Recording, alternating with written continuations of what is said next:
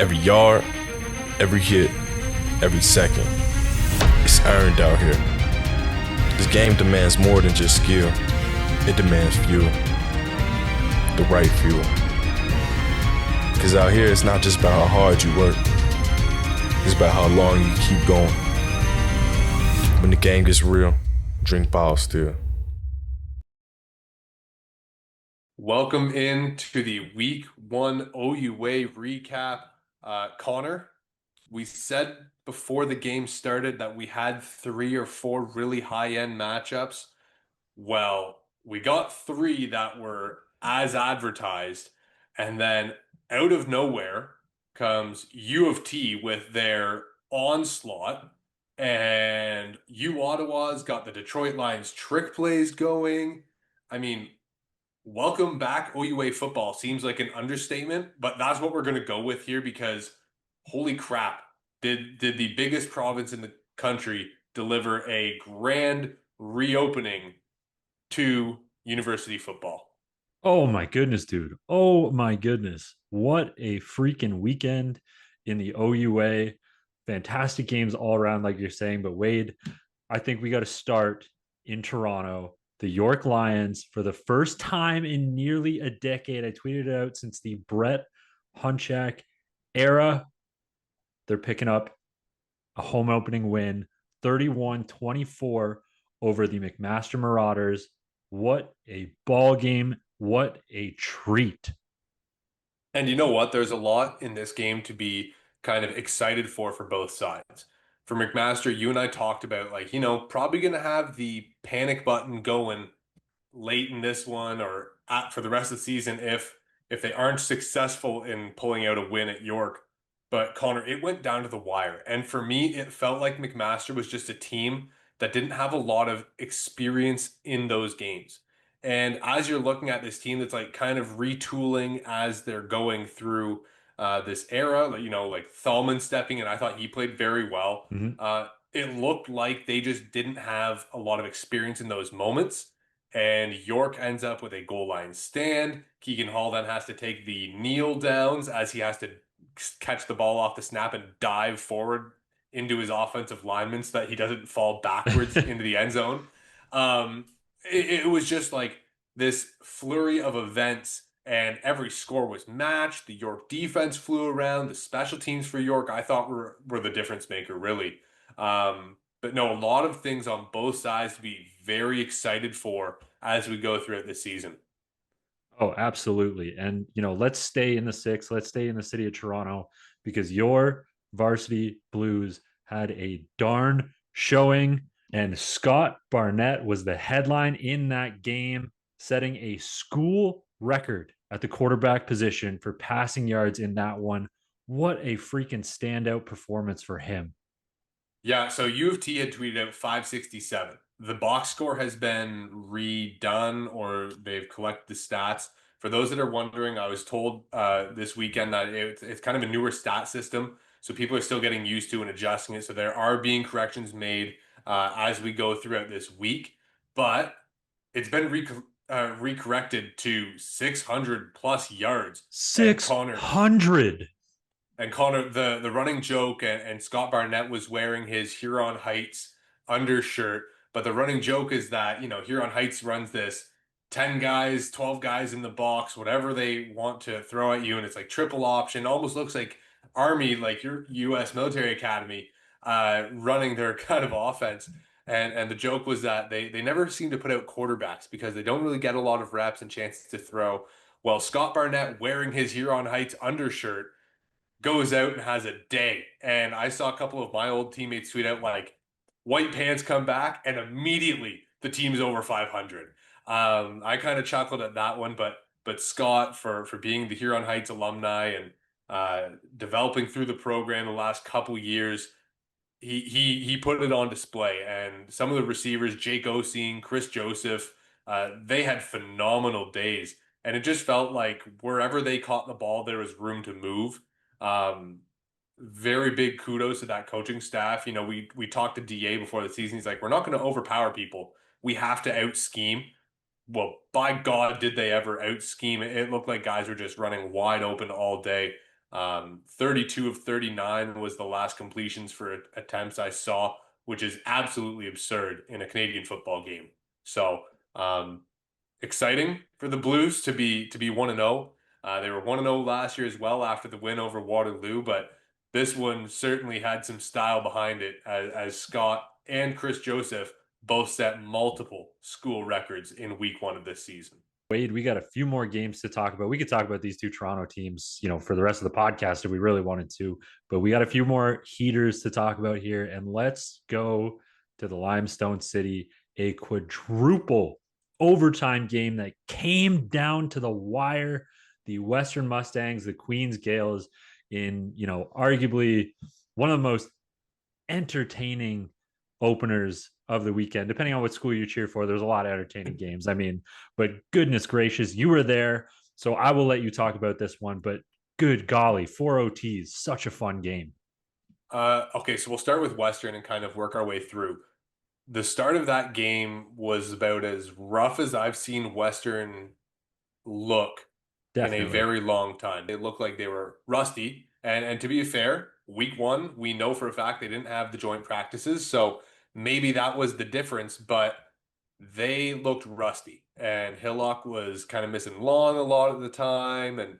And Dalby outside of the first drive wasn't really getting many of those chunk runs. And to their credit, Western does what Western does. And they withstand the storm. They are able to kind of control tempo throughout the game despite not really having much of the momentum. Hillock started to heat up. He hits a couple beautiful shots down the field side. I think one was to Seth Robertson, one to Braden Mazzari. The Seth Robertson one, I don't think Seth actually had to put his arms out. I think it just hit him in the side on the outside of his shoulder, like a pure bucket shot from Hillock. Mazzari, layout catch. But for me, Connor, the Western, they stuck to their game plan. And even when Evan Hillock went down in OT, Jerome Rancor came in, and I was like, oh my God, they're going to go just run heavy and just try to suffocate this with Rancor and put them in like 3rd and 2 situations where they can just keep grinding away the ball. No, Rancor was taking shots as well. And there was just this unwavering faith. It felt like whoever was at quarterback, whoever was carrying the rock, whoever was going to be on the receiving end of a pass, they were going to get it done. And same thing with the defense. Some tough, I want to say dumb penalties because they were taken at times by key members of the Western defense that allowed Queens to extend the lead or to continue a drive. And those are just things that you don't really see from a Western Mustangs team. Yet there they were at the end, scoring to take a lead with a minute to go. And I tweeted out off the CFP account, like, there are Queens fans heading to the stands with a minute left. Like, they were disgusted. Oh my God, we gave up a lead. They just scored to go up 3 points. There's a minute left. What are we doing? And they just started to head for the stands. And I'm like, whoa, like, is it over? A lot of ball left. Who knows? But with 0 timeouts and a minute left, here comes Alex Vreeken, and Vreek takes him right down the field, and they hit a 42-yarder. Tyler Mullen crushed that one. It was actually a snap that was dribbled up to him, but he drilled that, sent it to overtime, and the rest we'll talk about in a second. But Queens really struggled, I think, with that 16-point lead, about 3 minutes to go to really close this one out. Yeah, I think so. But I think some of that is a little bit of early season football. But nonetheless, I mean, that's a tough one for Queens to lose, especially when you're up 16 points on a team like Western. I think those are the games that you got to close out. But dude, it was such an exciting game of football. And let's talk about this overtime period because, man, it was shot for freaking shot all over the place. Again, we're talking about Alex Vreeken. Let's talk about that touchdown run because, man, we watch a lot of NFL. Well, that is an angry run. Give them the scepter. I do want to talk about the 16-point thing because there's some decisions, like they went for a 3rd and inches. Queens did, up 16 points. And I was like, yeah, this is the right call. All the momentum. It's inches in Canadian football. From my vantage point, I know the TV angle really couldn't pick it up. I believe the snap was muffed. And then I think it was Russell Weir picked it up and just tried to like lunge forward. but as he lunged, he was down, and the side judge could see the ball was not like up at his chest. It felt like it was more like down here where he'd picked it up in his midsection, which is why I think like some people are like, oh my God, that's a tough spot. Well, it looked like he had made it, but the ball didn't quite make it. Um, Either way, Western comes out, scores, and with 2:20 and two timeouts, there's a decision made to put out like a hands team. Western decided to kick it deep, knowing they had 2.5 minutes and two timeouts in their pocket.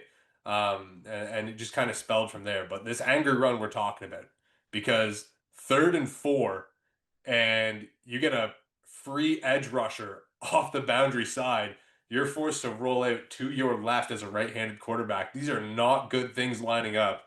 And all of a sudden, Vreek just went, yeah, I have to do this. And he runs, he clearly gets the first, and then just dives for the pylon, and the helmet comes off in the process. Um, a lot of emotion by this Queens team. And I think it was Alex McCollum tweeted out, Queens hasn't beaten Western since 2012. It's a long time. And you could tell that it had weighed on the mind of that Queens team. Um, I know there's a lot of belief within how they played in that game. I think this offense has a ton of belief and a ton of like, okay, we're here. This passing game can be real. This RPO attack is going to be something teams have to deal with because you know how well Queens runs the ball. But now if they're going to put it in the RPO game and you're going to get free alleyways, free shots, you really have to watch out.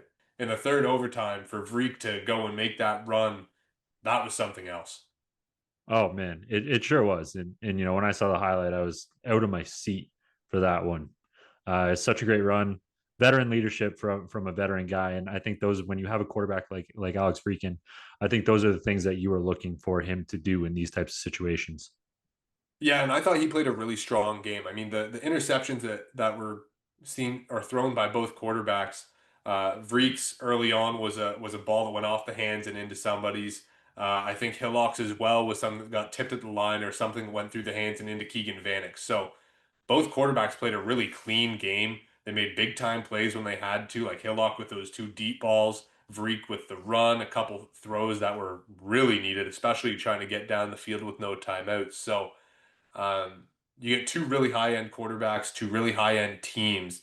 And for some reason, Connor, I have a sneaking suspicion that these guys have not seen the end of each other. Whether it's quarterfinal, semifinal, Seeds Cup, I think we're going to get a second matchup between Western and Queens. And I'm looking forward to it. I think both these teams are.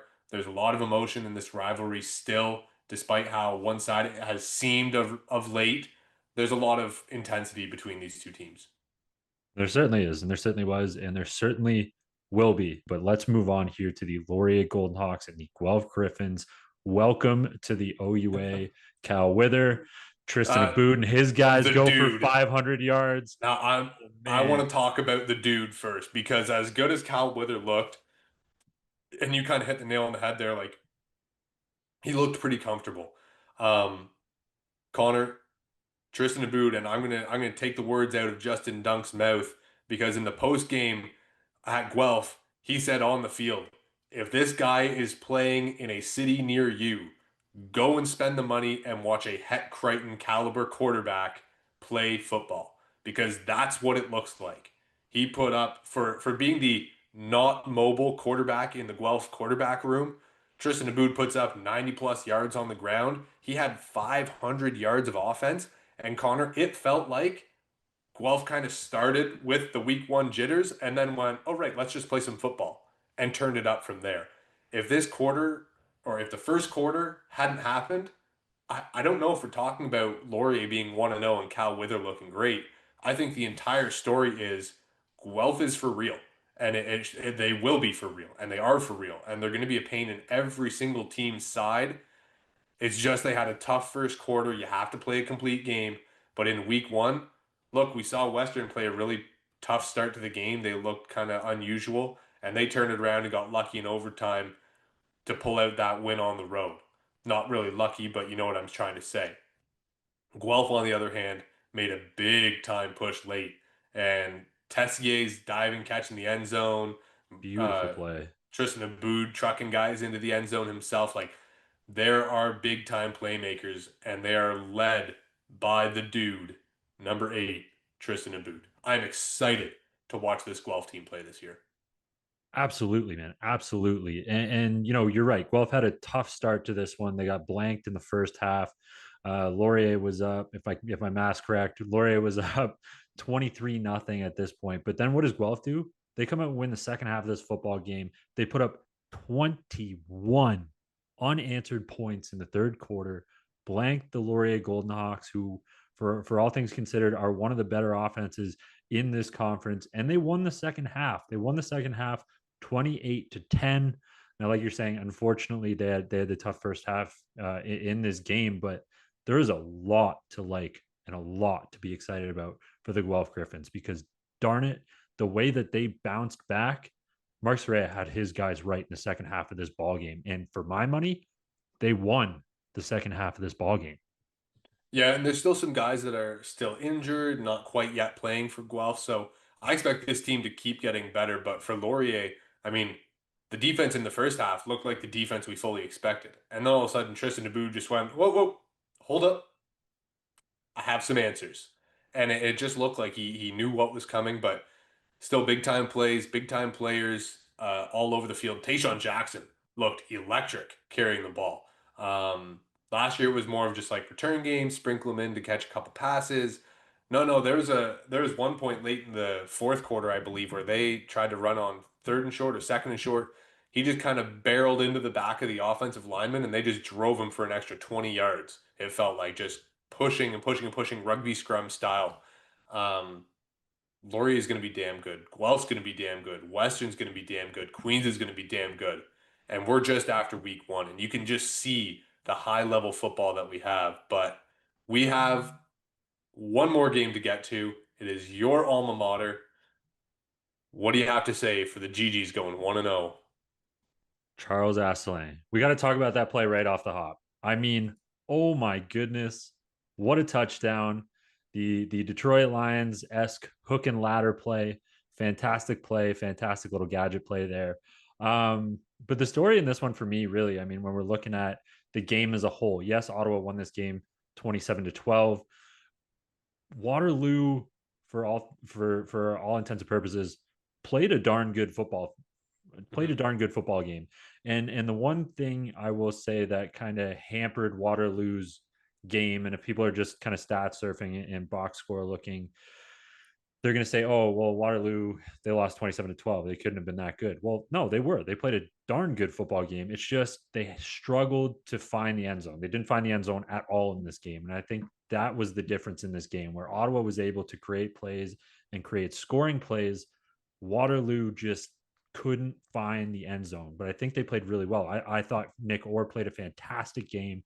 Clearly the leader of that team, played very well through the air, went stride for stride with Josh Jansen, and then he put up stats on the ground. Now, what I think Ottawa did really well in this one defensively is they played them they forced them to play left-handed a little bit. They took away Springer, they took away the backfield. They knew that Waterloo was going to try to lean on their backfield and run the darn football, and they just took that away right away. Yeah, I think to me what stood out for Waterloo was the defensive front seven played Fast, really well. fired. I mean, we've talked for the last couple of seasons about, oh well, if Charles doesn't get 30 touches, this is going to be trouble. Well, he didn't get 30 touches because they were playing him so well. They were saying, okay, just beat us with something else.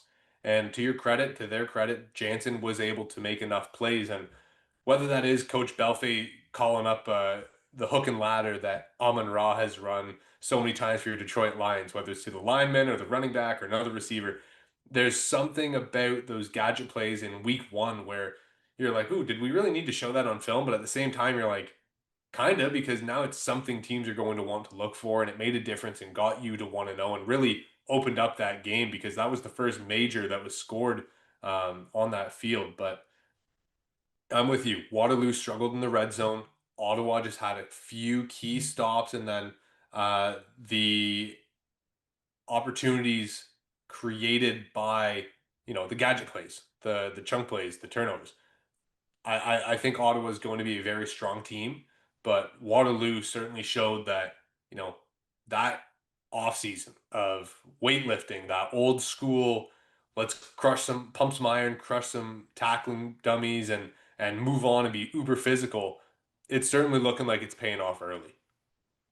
I agree. I agree. It was a fun ball game to watch, and like we're saying here, I think the one thing was their lack of scoring, because they out offensed Ottawa in this one, and I know that's not proper English, that's not proper grammar, but they out offensed Ottawa in this one. They just couldn't find the end zone. So I'm really happy with obviously what I saw from my former alma mater and the Ottawa GGs. But darn it, if I'm not happy for these Waterloo Warriors and what they showed early in week one, because I think this is something that they can build on despite the loss. All right, we've got a ton of action in week two. Windsor off the Windsor's in week one action off the bye. bye. They will be at Laurier, Waterloo, Toronto in the DA Bowl. York, Ottawa in a matchup of 1-0 teams, and Queens McMaster in a matchup that both teams feel like they should be 1-0. We'll see who gets to go back to 500. And then Connor on Sunday Night Lights, Western, at home. It's Frosh Week against the Guelph Griffins. So we will see a fired up Western after their 4 overtimes. Something of note, Evan Hillock, after the first overtime period, had the shoulder pads off, left shoulder, so non-throwing, was in a sling. So we'll see. That'll be something to monitor as we go on throughout this week. But if it's Jerome Rancourt, if it's Ben, I think it's Castleman, the third string quarterback, whoever it is, it's going to be exciting to watch. Even if it's Evan Hillock, we know that he's a warrior and tries to fight through as much as he can. Connor, it'll be a wild game. I am definitely sure on that. It's going to be the marquee matchup, but that's later in the week. We can get to that when it comes. That is later in the week. So we could talk about these matchups for the rest of the night here, but we're not going to. We will let you all get on with the rest of your week. We will see you later in the week. And in the meantime, make sure you are crushing your BioSteel. Stay hydrated. It's still hot out there. Drink BioSteel. It's good for you.